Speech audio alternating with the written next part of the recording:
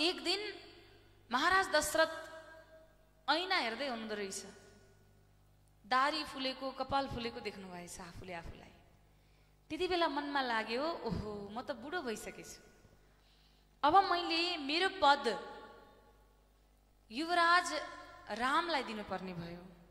रामलाई अबको हुनेवाला राजा घोषित गर्नु पर्यो। रामलाई राजा हुनेवाला घोषित गर्न सके भने तब उसको राज्य अभिषेक गर्न पाए भने म पनि 4 आश्रमहरू छन्, ती 4 आश्रम मध्ये सन्यास आश्रम, वानआश्रम प्रस्थान गर्थे। म पनि अध्यात्मको मार्गमा अगाडि बढ्न पाउँथे, मेरो मुक्तिको मार्ग रोज्न पाउँथे। हेर्नुस् 4वटा आश्रम छन् जीवनमा। एउटा ब्रह्मचारी आश्रम, अर्को गृहस्थ आश्रम, अर्को सन्यास आश्रम, अर्को वान प्रस्थान। सुन्नुहोस् है, 25 वर्षसम्म चाहिँ ब्रह्मचार्यमा बस्नु भयो। 25 बाट 26 लाग्छ नि। गृहस्थ कतिसम्म गृहस्थमा आनन्द लिने? 50 सम्म।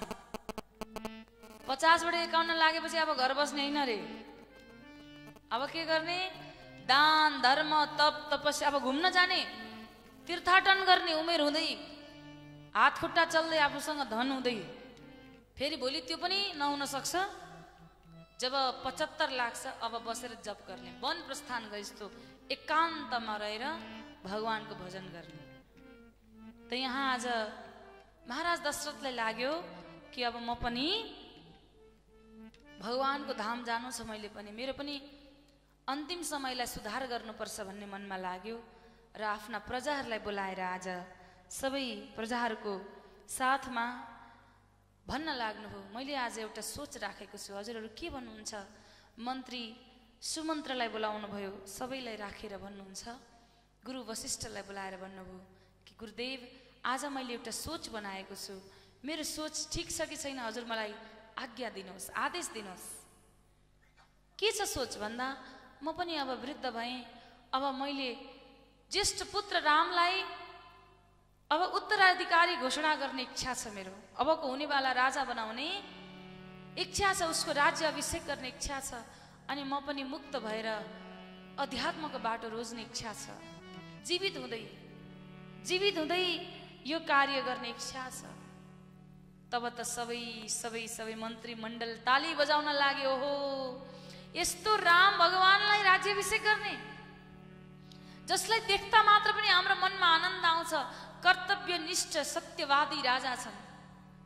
यस्ता राजा भयो भने त महाराज दशरथ भन्दा पनि महान ढङ्गले अयोध्याको राज्यभार सञ्चालन गर्न सक्छन्। सबैले मत दिन लागे। सबैले तब त्यति बेला मन्त्रीलाई भन्नुहुन्छ, जाऊ गएर सुमन्त्र तिमी जाऊ र गएर रामलाई तुरुन्तै राज्यसभामा बोलाएर लिएर आऊ।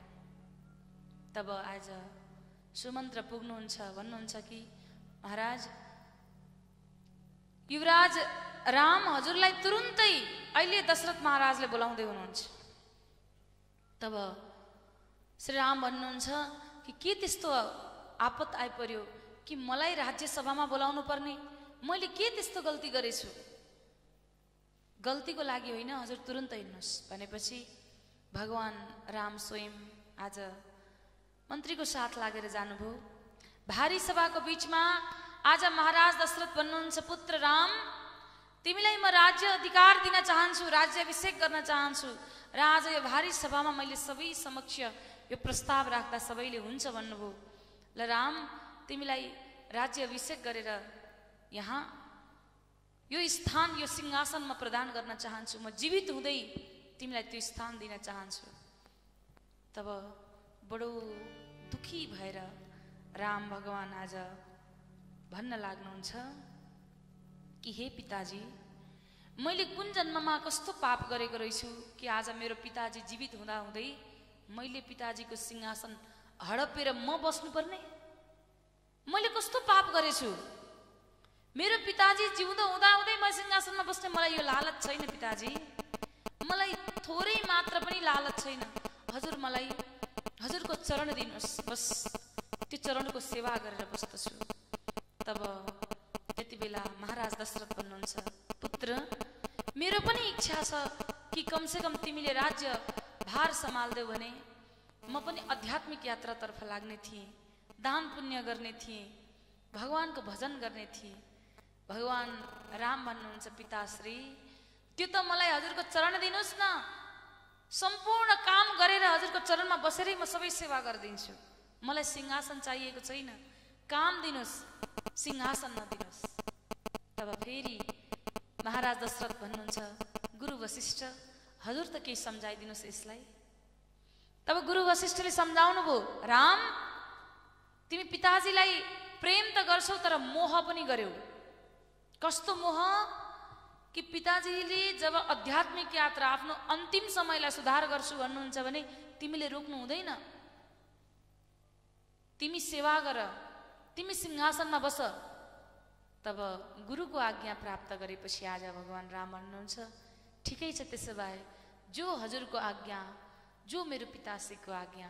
तब त आज श्री राम भगवानको अभिषेकको लागि सबै तयार भएर भन्न लागे, सुनत रामा अभिषेक सुहावा, सुनत राम अभिषेक सुहावा, बाज गहा अवध बधावा, बाज गहा अवध बधावा, राम सिया तन सगुन जनाए, राम सिया तन सगुन जनाए, पर कहि मंगल अंग सुहाए, पर कहि मंगल अंग सुहाए।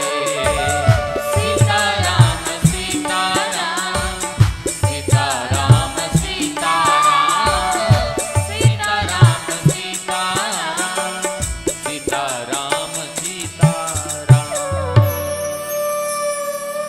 श्री रामचंद्र जी को राज्य अभिषेक सुनेपछि त सम्पूर्ण अयोध्यावासी ढोल बजाउन लागे, बाजा बजाउन लागे, अभिषेकको तयारी गर्न लागे। कसैको दाहिने आँखा फरफराउन लागे, कसैको देब्रे आँखा फरफराउन लागे। यता स्त्रीको देब्रे भाग, वाम भाग फरफरायो भने बडा शुभ हुन्छ अरे, पुरुषको दायाँ भाग फरफरायो भने बडा शुभ हुन्छ अरे। आज भन्दै हुनुहुन्छ यहाँ, स्त्रीको वाम भाग फरफराउन लागे उत्साहले, सबै नाच्न लागे, बजाउन लागे, ढोल बजाएर सबै भन्न लागे। तब गुरु वशिष्ठले तुरुन्तै पात्रो पल्टाएर हेर्नुहुन्छ त, तब त्यहाँ त के छ, भोलि नै राज्य अभिषेक गर्नुपर्ने अवस्था छ। यदि भोलि भएन भने निकै परसम्म साइदै छैन। अब त्यसपछि राम भन्नुहुन्छ, म भोलि नै कसरी राज्य अभिषेक गरौँ? मेरो भाइ भरत अनि भाइ शत्रुघ्न त मामा घर गएका छन्, उनीहरू बिना म कसरी राज्य अभिषेक गर्न सक्छु? कही माताले आफ्नो पिताजीलाई भेट्न पठाउनु भएको छ भरतलाई, साथमा शत्रुघ्न गएका छन्। ऊ नभएको बेला मेरो भरत भाइ कति प्रिय छ हजुरलाई थाहा छँदैछ। त्यो प्रिय भाइ भरत नहुँदा अनि म कसरी राज्य अभिषेक गरौँ? उनीहरूलाई पनि आउन दिनुस्। तब गुरु वशिष्ठ भन्नुहुन्छ, ऊ आउन्जेलसम्मलाई समय छैन, किनभने भोलि नै गरिएन भने फेरि निकै समयसम्म हामीले साहित्य जुटाउन सक्दैनौँ। अब के गर्ने त? त्यसो भए भन्दा भोलि नै गर्ने, भोलि नै हुँदैन, भोलि नै तयारी गर्नुपर्छ। सबै खुसियाली छायो, सबैले नाच्दै गाउँदै ढोल बजाएर गाउँमा भइन भन्न लागे, भोलि राम भगवान स्वयं राजकुमार रामको राज्य अभिषेक छ। भोलि महाराज दशरथले घोषणा गर्नुभयो कि अबको उत्तराधिकारी राजकुमार राम हुनेछन्। सबै नाच्न लागे, गाउन लागे, झुम्न लागे, सबै खुसी हुन लागे। तब यता दरबार सजाउन लाग्यो।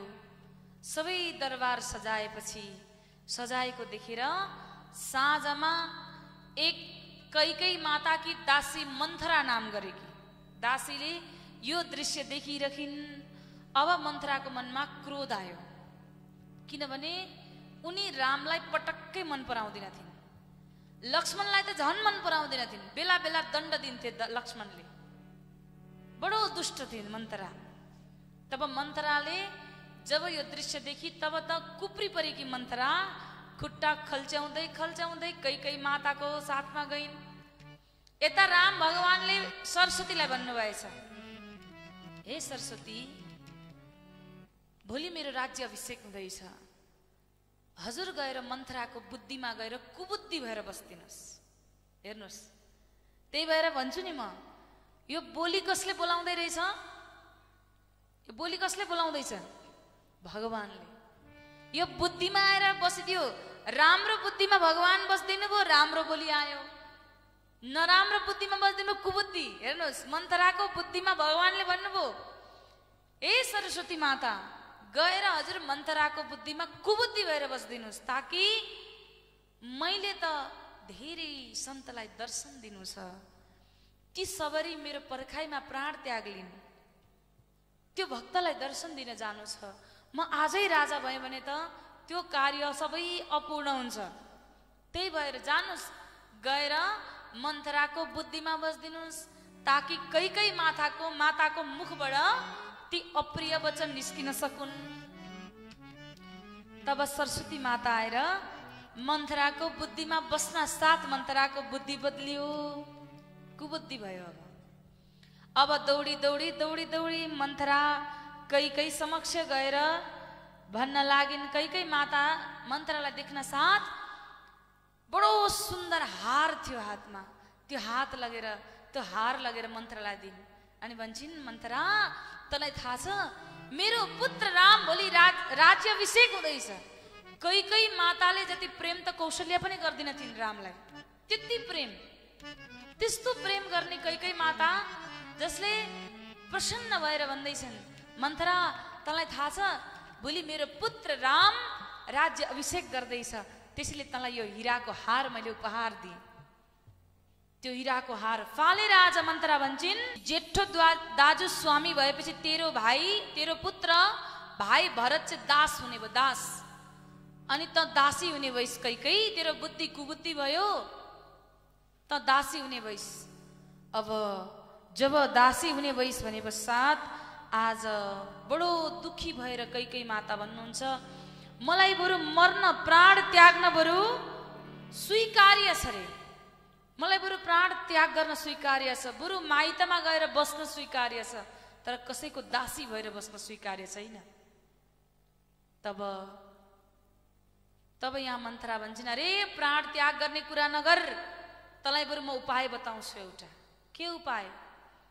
तैँले मलाई एकचोटि भनेको थिइस् कि कुनै समयमा राजाले दुईटा वचन दिनुभएको छ। के वचन? राजाले 2 वचन दिनुभएको छ, 2 वरदान दिन्छु भनेर। याद गर, जब त्यति बेला त्यो वचन म पछि माग्छु भनेको थियो, त्यही याद गर भनेर आज भन्न लागिन्।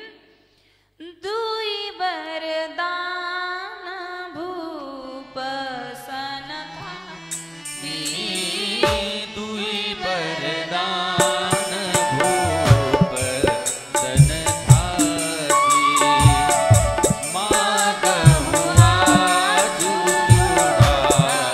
बहु छाती, मागहु आजु बहु छाती,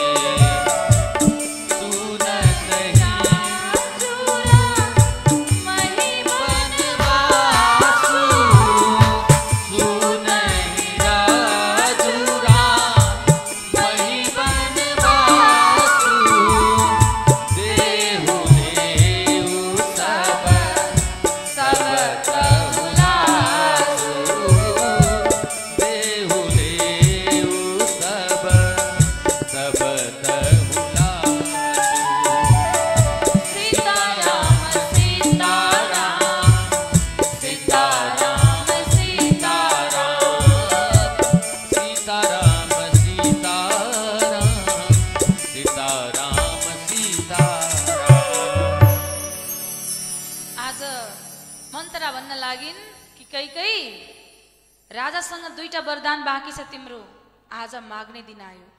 पुरा रात बाँकी छ, आज रातभरिमा तिमीले यो काम सफल गर्न सक्नुपर्छ। के काम भन्दा आफ्नो पुत्र भरतलाई, रामको ठाउँमा भरतलाई राज्याभिषेक हुनुपर्छ। तब कसरी सम्भव छ भन्दा 2 वरदानमा 1 वरदान भन्नु, मेरो पुत्र भरतलाई राज्य अभिषेक मिलोस्। दोस्रो वरदान भन्नु, माग्नु कि रामलाई 14 वर्षसम्म वनवास होस्। तब कैकेयी मातालाई बडो चित्त बुझ्यो। धन्य हो मन्थरा, त जस्ती सखी दासी मैले प्राप्त गरेछु। बडो प्रसन्न भइन्। तब तत्पश्चात कैकेयी माता कोप भवनमा गएर बसिन्। कोप भवन भनेको जब जब क्रोध आउँछ नि तब त्यहाँ गएर बस्थे रानीहरू। तब आज कोप भवनमा गएर बसिन्। यता कोप भवनमा गएर बसेकी महाराज दशरथ आइपुग्नुहुन्छ। महाराज दशरथ आएर जब आफ्नी पत्नी देख्नुहुन्न तब नदेखिसकेपछि गएर कैकेयी मातालाई खोज्दै खोज्दै कोप भवनमा पुग्नुभयो। कोप भवनमा पुगिसके पश्चात जब अत्यन्त क्रोधित भएर बसेकी कैकेयीलाई देखेपछि आश्चर्यचकित हुनुहुन्छ। गएर भन्नुभयो, हे कैकेयी, तिमीलाई थाहा छ पुत्र रामको अब भोलि राज्य अभिषेक हुँदैछ, बडो उत्सव हुँदैछ, बाहिर घर महल सबै सजावट भएको छ, बडा सुन्दर दृश्य देखिरहेको छ, सबै प्रजाहरू कति खुसी छन्। म भन्दा पनि राम राजा भएको हेर्न चाहन्छन् मेरा प्रजाहरू, बडो प्रसन्न छन्। तब कैकेयी माता क्रोधित भएर बसेको देखेर भन्नुहुन्छ कि हे कैकेयी, आज तिमीलाई के भयो? किन यसरी तिमी अन्धकार मुखमण्डल लगाएर बसेकी छौ? तब कैकेयी माता भन्नुहुन्छ कि आज म हजुरलाई याद छ भने एउटा समयको याद दिलाउन चाहन्छु, जति बेला हजुरले 2 वरदान दिन्छु भन्नुभएको थियो। तब याद दिलाउँदा मैले 2 वरदान त के, आज म यति प्रफुल्लित छु कि म 4 वरदान दिन पनि तयार छु। हेर्नुहोस्, महाराज दशरथ भन्नुहुन्छ 2 त के, म 4 दिन तयार छु। अनि त्यसमा पनि के भन्नुहुन्छ, 1 पटक होइन, 2 पटक होइन, भामिनी राम शपथ सत मोही, मलाई 100 पटक रामको शपथ कसम छ कि तिमीलाई म आज जे माग्छौ त दिन्छु। हेर्नुहोस् कति खुसी हुनुभयो। त्यही भएर कहिले पनि नि जिन्दगीमा जतिखेर हजुरलाई निर्णय गर्ने समय आउँछ, डिसिजन गर्ने समय आउँछ नि, धेरै खुसी भएको बेला र धेरै दुखी भएको बेला कहिले पनि नगर्नु होला। आज राजा बडा प्रसन्न छन्। प्रसन्न भएको बेला के भन्छन्, 1 पटक 2 पटक होइन, 100 पटक रामको कसम, म तिमी जे माग्छौ त दिन्छु। भगवान यहाँ दशरथ राजाले नि त्यो दिएको वरदान फिर्ता लिनुहुन्थ्यो, तर उहाँले रामको कसम खाएको कारण फिर्ता लिन सक्नु भएन। एउटै कारण थियो, रामको कसम। 1 पटक 2 पटक होइन, 100 पटक। बार बार भन्नुहुन्छ, 1 पटक 2 पटक होइन, 100 पटक कसम खाएर भन्छु, हे कैकेयी तिमी जे माग त्यो दिन्छु, तिमीलाई यो राज्य चाहिन्छ भने पनि दिन्छु भन्नुभयो। अब कैकेयी माता यही मौका वन्ठानेर आज भन्न लागिन्। कैकेयीले भनिन्, 2 वरदानमा पहिलो वरदान मेरो पुत्र भरतलाई राज्याभिषेक दिनु पर्यो। दोस्रो वरदान मलाई के दिनु पर्यो, 14 वर्ष राम वनवासी।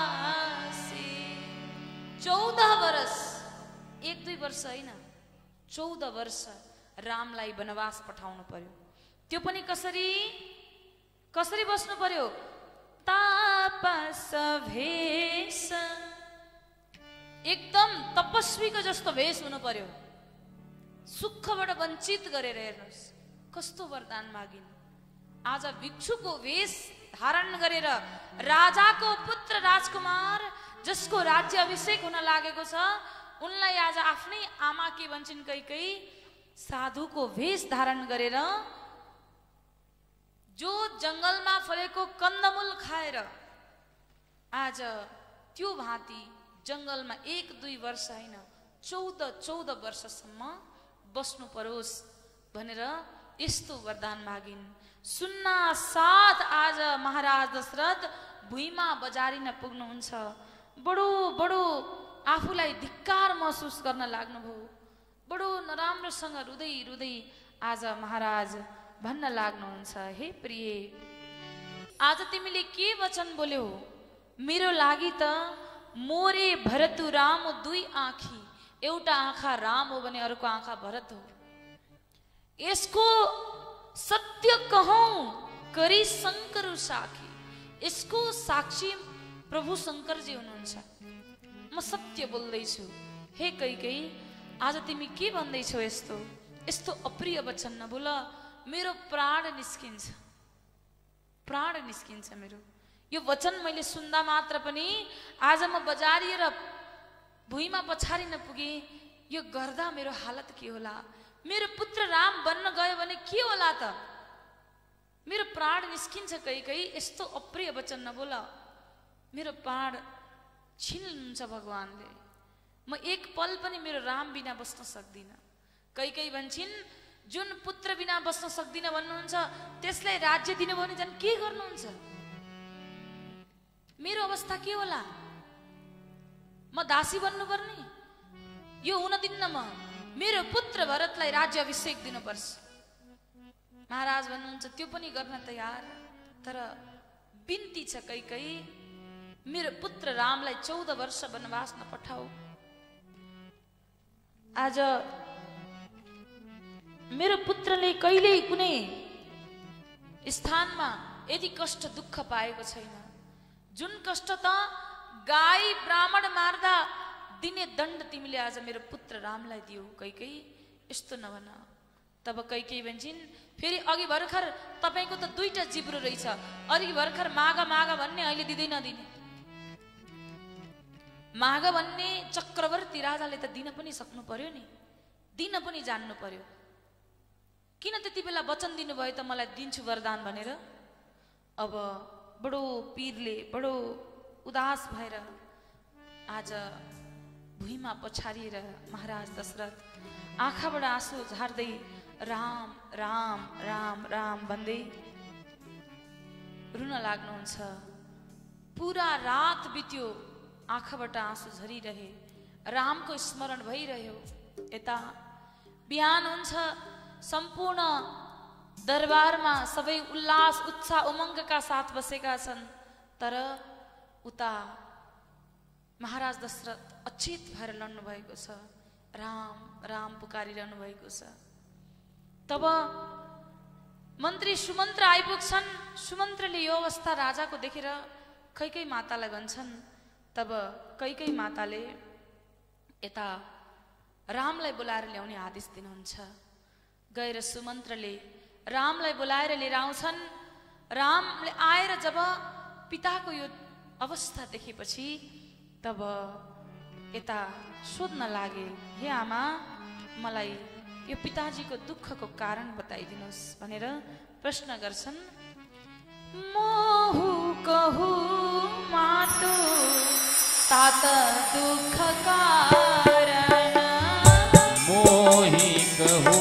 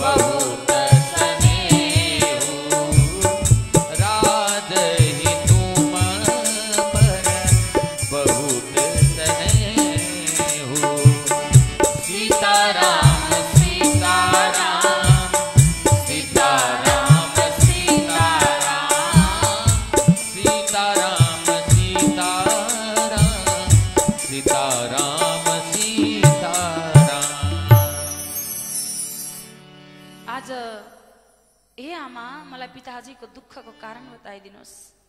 हजुर त मेरो पिताजीको प्रिय हुनुहुन्छ, मेरो पिताजीलाई किन यस्तो भयो बताइदिनुहोस् भन्दा तब कैकेयी माता भन्नुहुन्छ कि राम, तिम्रो पिताजीले मलाई 2टा वरदान दिन्छु भन्नुभएको थियो र त्यो 2टा वरदान बमोजिम मैले 2 वरदान मागे। एक वरदान मेरो पुत्र भरतलाई राज्याभिषेक हुनु पर्यो, दोस्रो राम तिम्रो 14 वर्षको वनवास हुनु पर्यो। यो वरदान मैले मागे।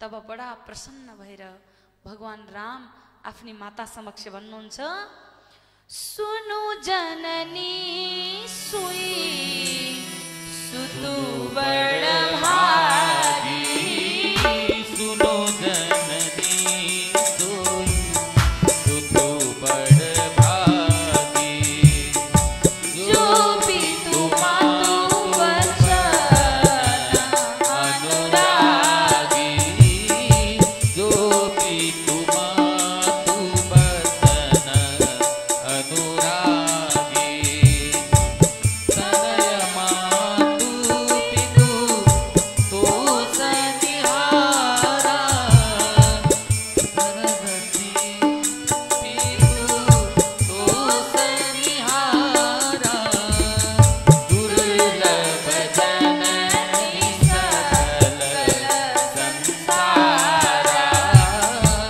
दुर्लभ जननी सकल संसारा।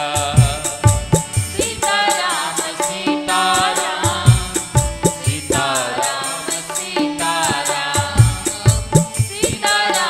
सीताराम सीताराम सीताराम। हे माता, यो संसारमा जो आज्ञाकारी पुत्र जन्मिन्छ नि, त्यो आज्ञाकारी पुत्र हेर्नुहोस् सबैभन्दा महत्त्वपूर्ण कुरा छ। यहाँ के भन्नुहुन्छ, उही पुत्र भाग्यमानी हो जसले आमा बाबाको वचनको पालन गर्छ। त्योभन्दा भाग्यमानी पुत्र अर्को हुनै सक्दैन। त्यही भएर हे माता, म हजुरको आज्ञाको वचनको पालन गर्नेछु। हजुर निश्चिन्त रहनुहोस्। त्यसमा पनि मेरी आमाले दिएको आज्ञा हो यो। कैकेयी माता, मेरी आमाले दिएको आज्ञा, मेरो पिताजीको वचन म कहिले पनि खेर जाने दिनेवाला छैन। मेरो पिताजीले 2 वरदान दिन्छु भन्नुभएको छ, जुन वचन छ त्यसलाई म पूर्ण गरेरै छोड्नेछु। मबाट यो कहिल्यै पनि हुन सक्दैन। आज जब दशरथ स्वयं सम्झाउनुहुन्छ, हे राम तिमी यस्तो नबोल, नभन, तिम्रो मुखबाट यस्ता शब्द शोभा दिँदैन। मेरो पुत्र 14 वर्ष, 1 वर्ष 2 वर्ष होइन, 14 वर्ष वनमा गएर बास गर्नु, वनमा गएर कन्दमूल खानु, अनि त्यो जोगीको भेष लगाएर बस्नु, यो बडा कष्ट हुन्छ बाबु। तिमीले जीवनमा कहिले यस्तो दुःख गरेको छैन, यो कर्म तिमी नगर। आज सम्झाउन लाग्नु। 1 2 गर्दा गर्दै सम्पूर्ण अयोध्यावासीले थाहा पाए कि आज रामचन्द्रलाई 14 वर्षको वनवास प्राप्त भयो रे। हिजो राज्याभिषेक गर्ने भनेर दरबारमा उल्लासमय फुल सजाएको आज यो उदास सबैको मनमा।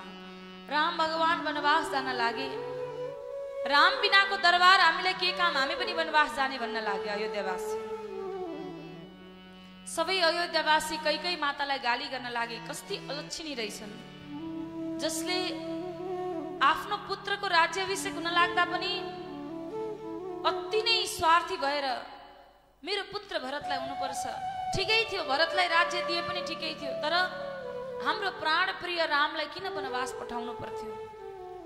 रामलाई कति कष्ट हुन्छ होला त्यो वनमा बस्ने, आज दरबारमा बस्ने कोमल शरीर भएका ती हाम्रा युवराज वनमा गएर कसो गर्दा होलान्। बरु हामी पनि जाउँ, राम बिनाको दरबारमा के बस्नु?